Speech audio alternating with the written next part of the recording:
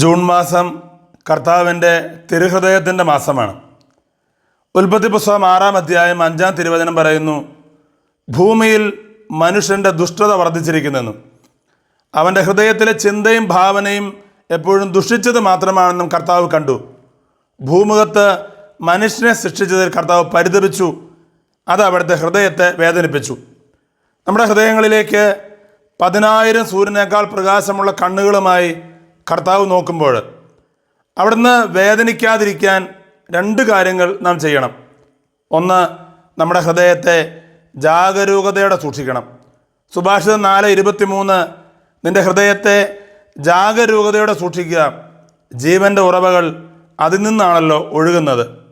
2, നമ്മുടെ ഹൃദയത്തെ വിശുദ്ധമായി സൂക്ഷിക്കണം. മത്തായി 5:8, ഹൃദയശുദ്ധിയുള്ളവർ ഭാഗ്യവാന്മാർ, അവർ ദൈവത്തെ കാണും. ജോയൽ 2:13, നിങ്ങളുടെ വസ്ത്രമല്ല കീറേണ്ടത്, ഹൃദയമാണ് കീറേണ്ടത്. സങ്കീർത്തനം 34:18, ഹൃദയം നുറുങ്ങിയവർക്ക് കർത്താവ് സമീപസ്ഥനാണ്, മനമുരുകിയവരെ അവിടുന്ന് കടാക്ഷിക്കുന്നു.